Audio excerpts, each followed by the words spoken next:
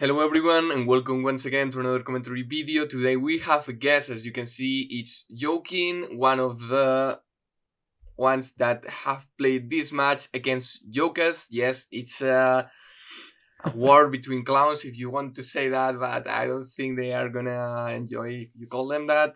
Are you a mentee of Jokers, Joking?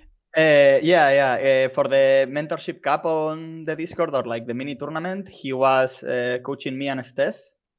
And well, I got absolutely demolished on the first round, but yeah, after that we kept talking and he helped me review in some of my games too. Both players are quite strong, but Jokas has a lot of experience. I think it has been featured in one of the most recent Manx videos. I think I saw it on the Yep. thumbnail. And the matchup is quite a classic on the high fans. It's a tier 2, if I remember correctly. Correct me if... I think it's tier 3, but no, they split the tier, so I think now this is tier 2 maybe. I am not sure. Yeah. I used to play high fans before they created the new tier, so... Because Andy might not be that good on a standard, but on high fans where there is so much value, he jumps on a strength and bumbled all the way around, right? Yep, exactly. And these bombers and fighters are absolutely insane in high fans. He can just keep spamming them and spam his scope by healing them. It's really strong. And the 10 attack, 10 defense from Bumble day to day is not as valuable, although his power is a bit more menacing than it is on a standard, because you will have it quite early on the match. It's not like you have to wait too much for it, right? Yeah, but also it's way easier for you to build like units like a mega tank to divert the scope and things like that. So it is easier for you to charge it, but it's also way easier for the opponent to just like build a unit and okay, now it's hitting this one base, you know. Okay, but that's why one way of talking, and then you have to do it, because sometimes people, even on high fans, they have their struggles to miss the right missiles. But let's talk about the map, because there is no HQs. This is quite common for high fans to not have HQs, right? I think so, yeah. And I guess it's because of the income, extra income probably. there is also this city. So this is quite common in high fans. It's just gonna be the first turn advantage, so don't worry about it. I don't forget about the phase duration unit. Yes, it's already set up, as is Cobalt Eyes and Amber Blaze, but I just want to point out because one of commentator, and there is only one airport and one com tower. Normally, I'm used to see more airports or more com towers on high farms maps, but I don't know if that's common. Usually I think part of the fun of high fans is being able to just build all of these crazy units so that you will normally rarely build in a standard. And airports I prefer when you have like 2 or even 3 airports, because then you can start spamming bombers and things like that. This map is actually quite strange, I would say, like compared to other high fans maps, in my opinion. It's very big, as you can see in the screen. You will see, guys, that the layout looks quite wonky, and it's because so wide compared to the tallness of the map. And there is 3 bases, and there is a clear 2 base situation against 1 base situation. The airport is on the middle, so you might choose to help your weak side or punish the enemy weak sides. But I think we can use straight jump to the replay and see how it goes. As you can see, the first player is gonna capture the city that is pre-captured by the second player to make up for that advantage. And after that, how goes the capture phase? So it's the 2 base has to create a rocket. No, yeah, the 1 base has to create a rocket to prevent the opponent from recapturing the com tower. You are forced basically to skip the base that you can see, the city that you can see. You are forced to skip it and go straight for the com tower, because otherwise the 2 base can get a rocket and lock it themselves. So in this case, it's a bit weird. As you can see, I just begin a cap, but I'm going to stop it and go for the com tower next turn. so it doesn't get locked with rockets. Because if you don't do that, a rocket will 1, 2, 3, 4, 5. 1, 2, 3, 4, 5. Yep. Yes, in one day. It's exactly one turn, so it's a very important part of how this map was played that I was discussing with other people who had already played it, and they were like, yeah, that's very dangerous. And here I just move my tank to the front, and there is a very big mistake that can be done from the one base. The one base is forced to send the tank to the forest on the right, because if they send it to the lab, I can just send my tank towards the airport and I can prevent an airport capture. It's a quite big cheese. So you have to put your tank where? Here, you say? Yeah, exactly there. Okay. Because otherwise the tank is going to strike the infantry capturing the airport, and if you have no airport, you instantly lose the game. Yes. Okay. There is at first glance this doesn't seem like a weird map, but now that you notice the capture phase is like quite wonky. Yeah, actually I was discussing this with Havets because I was discussing the map with him before the tournament, and he was saying how the map is fun, but it has too many quirks for it to be viable in Global League. And in my case here, I send the tank into the lab instead of the forest because I'm bomb bolt and I can take the trades anyways. Basically this. And here I did a mistake actually, and this was because I planned the early game too many turns in advance and I ended up making a mistake. And I'm actually giving a free tank first strike, because we will see how Jokas plays around it. And I also build a recon because I know that Jokas is going to build rockets, and I had some spare funds, and the recons are going to threaten the rockets a lot. I mean, there is quite a nice way of the roads, so... Yeah, exactly. It's basically that's the one base, so if they go for rockets, and then I can distract like a tank to defend the rockets, then I'm in a very good spot. And here is the punish that I was talking about. The tank moving to the middle of the map by Jokas is also covering the 5 HP tank. So basically I've just given a free tank first strike, which was making me quite angry at the time. And can you kill this unit with bomb bolt? You can't, right? With both tanks, yes, but then I end up losing the trade anyways. The proper way because there is also this one here. Yeah, the proper way of doing this is that the second tank should have been created in the base that is on the middle, that has an infantry right now. It will have arrived one turn earlier, and then my position will have been way stronger. Okay. So here I'm basically forced to retreat.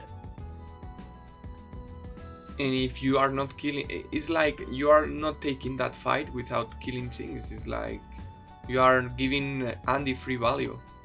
Yeah, it was quite bad. I was actually choosing to go and take the trade, but I was a bit afraid of being down already on the early game because I would have lost almost like 2 tanks at that point. And then I was too afraid that maybe I would lose too much early game to do something. I was really afraid. Something that you may have noticed is that I'm able to capture the cities that is supposed to be contested next to the lab, because I forced the tank to be sent to the forest, right? So at this point, I gave up a tank first strike, but now I have a 2k income advantage on a contested city that is going to be hard to take back because of me just sending the tank there. So at least I got something out of the play. And what is the half of the income of the map? You know what I mean? I think. Oh yeah, I can't remember it exactly. I'm sorry. I think it was around 40. I think it was 42k, 44k. That's a bit low for high funds, maybe. That's might be. By the time. Yeah, I think it might be around 44 or 46. I can't remember right now. This was a game that I played a long time ago. Also, this is a weird map because on high funds, I'm used to see always APC openings. but or T-copters, but the airport is too far to use the T-copter, and the APC apparently is not the way to go here. Actually, there was this one, I can't remember who did it, but there was this APC opening that allowed to cap the airport one turn earlier, but it didn't seem very good to me. One very important thing that there is on this map is that it has two huge choke points, and it's like the part that is next to the missile silo. Taking control of those 2 points basically gives you a really easy access to the middle. Yeah, exactly those ones.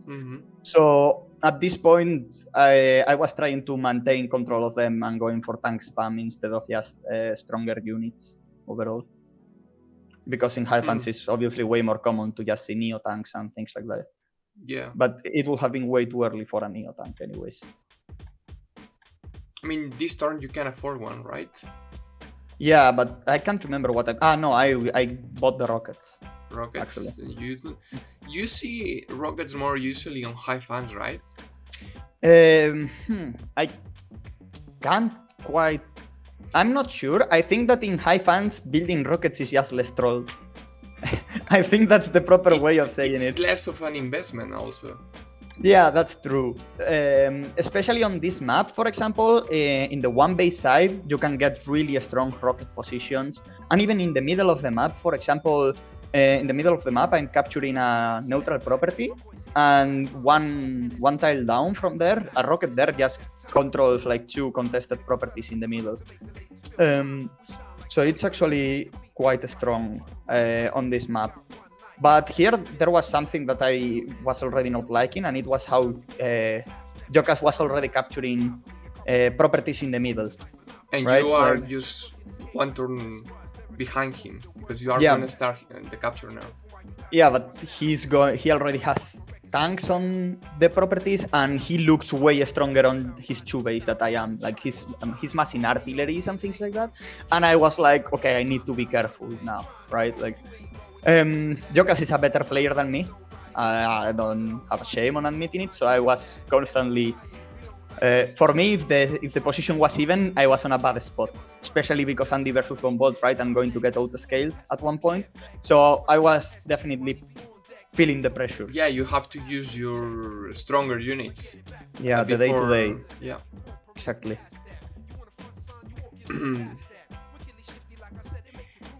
Here I was just preparing a small wall to put the rockets on that property on the right side. That way I can defend the com tower.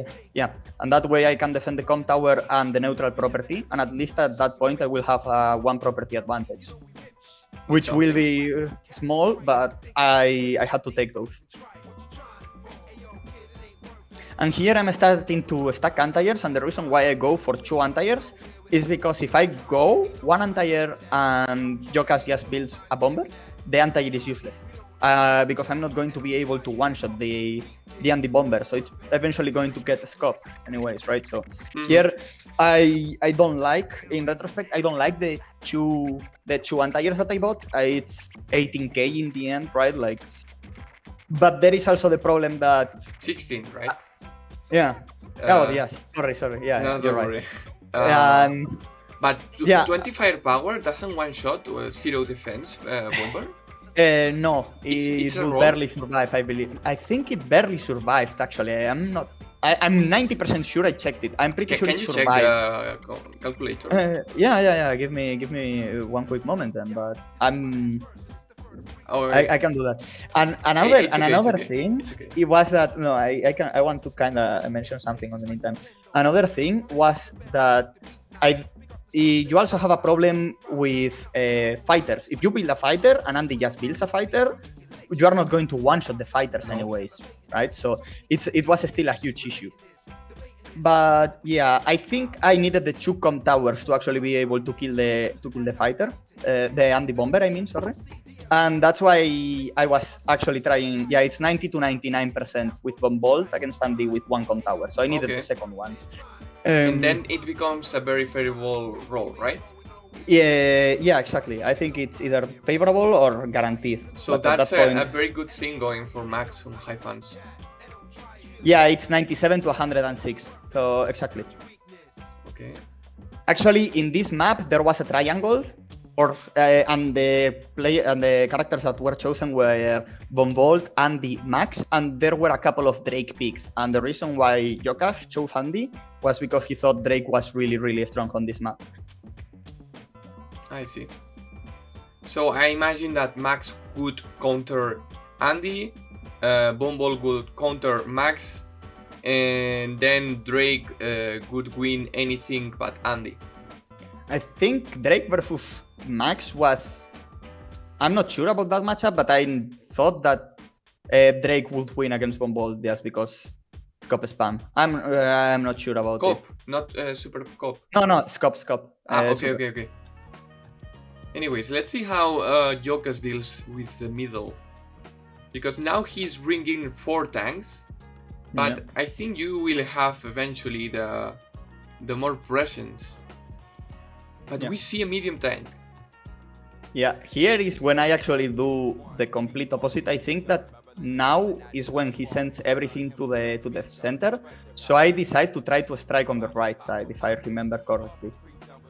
On the right side, on your weak side. Yeah, because he sent all of his tanks, so I thought that I could probably get a couple of neutral properties.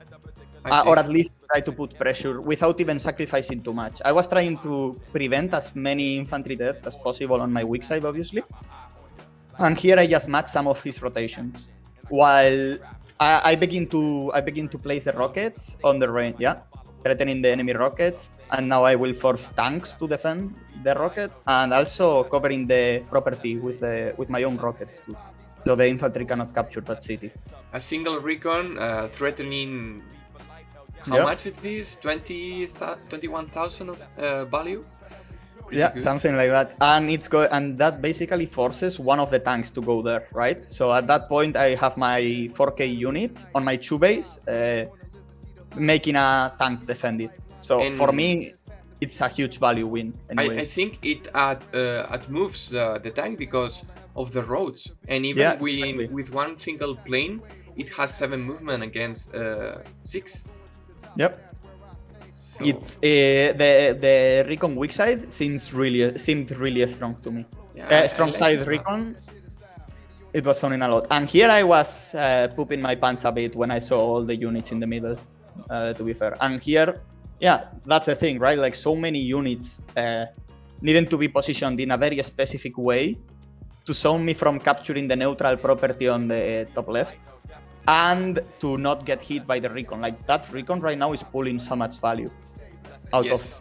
of other important parts of the But map. maybe he's gonna use this value not only to deal with the recon, but deal with this property or Yeah, or he's your stopping rocket. the neutral property right now with the rocket positioning. That was something I didn't like. So at this point, both players are pressuring on their weak side, at least a little bit. But Jokas didn't capture this property. This is supposed to be yours or his. I'm not sure. I think that's supposed to be contested, but it's favored towards the one base side, which is why I was so happy about me getting that property before in the early game. And now the rockets are covering the com tower, they are also covering that property. I can also move the rockets downwards and threaten his property next to the mountains, right? So it's the rockets there are a bit deceiving because you also have a road with them, so you can also threaten the enemy cities, even the base at one point. If like it gets super disrespected, you can get control of the silo and the city where you usually place the tanks in. So I think the rockets are actually a bit deceiving, and here is where I just decide to front switch. I mean, you already got one of the contested properties on the middle, so it couldn't be that lost if you don't capture this one. You already have one, and you are doing some work here on the sizes. Yeah, the way I was seeing this was that I mentioned before the choke point, right? Right now I'm controlling both choke points. Yes, you are controlling this one, and you're controlling this one. That means that my units on the middle can rotate towards his one base side, but his can't without getting absolutely obliterated on the rotation, right? So that's why I chose to go for the to pressure the one base side. I also built a Neo tank to make sure he wouldn't strike my anti-air for free. It can be covered with artilleries and things like that, but I probably planned around it at the time, and I consider that the Neo tank there was a very solid option. I mean, Neo tanks, high fans, they go together. Yeah. Oh, of course, yeah. You can go wrong with that. And Andy, it's getting ahead on income, but I don't think that's gonna be. Next turn you are gonna get ahead on income again. Yep, exactly. I'm capturing 2 cities. Notice how I'm also forced to send. Like, I also force some of his troops to get sent to the right because I'm starting to threaten his properties next to the com tower and the neutral property on the right. Yeah. Like, so at this point, he had to choose if he wanted to defend the left side, strike on the middle, or defend the right side. I was going a bit all over the place here, which probably I could have been punished easily. Couldn't he build a recon here and ignore this property? I think that was a choice that I was considering, yes. Yeah, I actually expected, one thing that I was expecting was the Neo tank on the one base side. I was completely expecting a Neo tank on the one base side. And here is when the pressure was starting to pile up for me and it was reaching boiling point. And the main reason why that was happening was because the game already had too many units. I don't want, for Andy, if both of us just build units and no one ever strikes, that's amazing for Andy, right? I couldn't accept that. And even if I was going to have a bit of an income lead, which by the way, this gives me a free neutral property because the anti-air is out of range. Yep. Even in this situation where I'm going to be 4k ahead, for me that was not enough. 4k ahead is barely 10%. It was it's less too much. than 10%, yeah. Yeah. So I had to strike, right? And this is something that I do this turn. I was planning around it for like quite a while. And at this point, Jokas was also starting to get a bit low on time because he was playing multiple tournament games at once, right? I think it was like 4. And here I decided to make him Let choose me check something. one thing. Okay, Yeah. you cannot strike the rocket. Yeah, exactly. And I begin capturing the com tower. And my plan here was take some trades. I know that he's going to get scope, but try to damage units. And this is actually really risky, right? Like, you cannot just be randomly damaging Andy units because he can still use his CO power. I mean, But if you here- just do it so he doesn't get the scope, Exactly. it's gonna be Exactly. good. But if you give him a free scope, meh. Yeah, it's going to be quite bad, right? Like, here my hope was that he would either like clean up my troops or stop the com tower cap. Right? I was, because if he loses that com tower, you have basically no firepower bonus against bomb bolt. So And you have that more means- firepower. yeah, kill that units. means that you don't even have 2-hit KO on planes at that point. On some units, it's then bomb bolt has 30% firepower, so good luck making your units survive. So Yeah, you can use your powers later. I tried to risk everything on that attack, but as you will see, I made some miscalculations, and it didn't turn out great. Jokas played this absolutely amazing, I think. He was pushing the mid side of the map also really hard. He built some mega tank on the left side, which basically stops any push I can have after the initial attack, right? And the worst part of all, he doesn't even see a power. And here, okay, if you go back, here I was doing some calcs, and I attack that 4 HP tank with the anti-air. That was a 35% chance.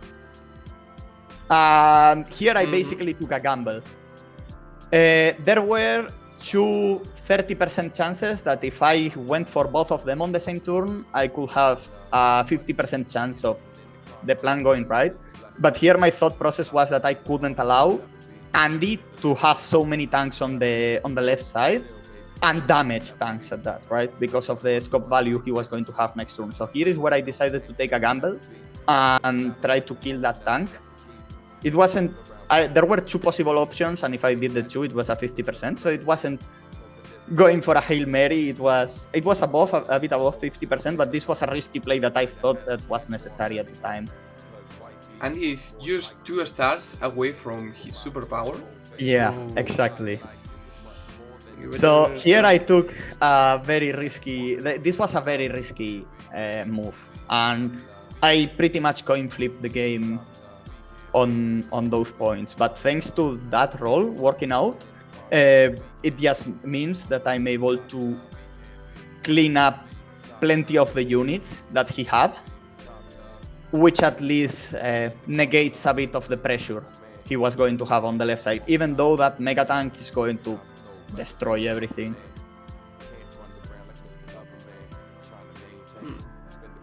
Let's see, because there is no much value on his super right now. So if Yeah. I were Andy, I'm not popping it this turn. Yeah, exactly. There is a bit of value with the movement, however. Neo tank, Mega tank, for example, can start one-shotting tanks over more important places.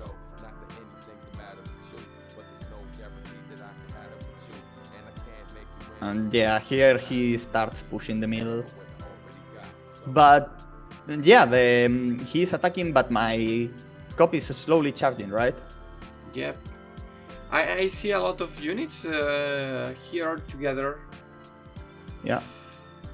Here, I thought he was going to redirect the missiles with a mega tank or something, but he just built a couple tanks, and I think that in hindsight is quite easy to see what the problem is going to be here. Rockets, mega tank, and artillery can divert the scope, but the rockets are gone with the units I have right there. Yep. I mean, now you just have to take a couple of engagements, and now you are gonna make that middle death ball stun. So let's see. This was a very uncharacteristic mistake. I would say it was clear that. Oof! Like it hurts to see, man. It's like it could have only hit one more unit. It's very rough. Yes. It's like pulling off habits, right? Yeah, he kind of pulled off a habits here, actually. But yeah, it clearly shows that he was like really pressured between other tournament games and things like that. Like this is not a mistake that happens in this level of play. So when this happened, it felt a bit undeserved by me. To be completely fair. But and here I'm just trying to cover the bomber. Having enemy units stunned is so valuable because you can use them as walls. It's like exactly. It's something that I do in a couple moves later. It's way too strong. It's better than a normal wall. Yeah, because you cannot delete those units. Yeah, it's like when you use a low HP unit from the AI, so they cannot attack you. See, that's why you didn't attack any of these. It's because you want to keep them as a shield. Yep. It's guaranteed value, and I also build a fighter for the bomber in response. But at this point, like I think this turn, Jokas lost 80k or more. Let's see. Like he had 23, and now Yeah. has almost 50. And with the stand units, those are guaranteed deaths. So there goes around another 40k, probably. Something like that. Yeah. So, yeah, way too much. And here I'm losing my troops on the left side. But at this point, Jokas resigns because there is no way you can stop the death wall in the middle. You have a bomber. The anti-airs, like... He's winning on this side, but there is no way to convert it. And on the other hand, this victory here is gonna be quickly converted into more properties, into more units, into more control of the map. And here you were happily stalling. And then in the middle, like, if you get control of those two cities in the middle that Jokas has right now, I get control of the choke points automatically again. So you're gone at that point. Like you can get anti-airs into range of the airport, because if you notice, reinforcing the airport from the 2 base side, it's absolutely horrible because of that one forest on the middle. So it's really, really tough. If they get units towards that point, it's very hard to move them away. On top of, lab capture. So it was at this point, it was a very uncharacteristic mistake. And honestly, I think I didn't play properly this game. I had a couple of decent moves, but if Bombolt cannot get any advantage in the early game because I wasn't getting a substantial advantage, this was a game that I had to go for a crazy attack and pull it off to win, I think. And I didn't even pull off the attack, I will say. So Yeah, it was a mistake by Yokas, which is not characteristic, and yeah, you just took it. Yeah, we take those, right? But maybe it was quite close because of the mega tank here, but I don't know. It could be. Another thing that maybe could have been done is just not attacking with the mega tank and building another one and redirecting it or something like that. There is no way there is enough value in the middle to redirect it, redirect to mega tanks. Yeah, like on this turn, maybe will another mega tank, use this mega tank to kill a staff and move this rocket or the copter or whatever it's need to redirect it from here to here. Yeah. Or maybe I think you can maybe the Andy superpower was a trap, because if you think about it and you don't use Andy super this turn, you can move it here and will another mega tank. And then it will hit double mega tank, no matter what. That's also something that I was surprised, especially because even if he had not used the mega tank, at least it could have had more value at a different point.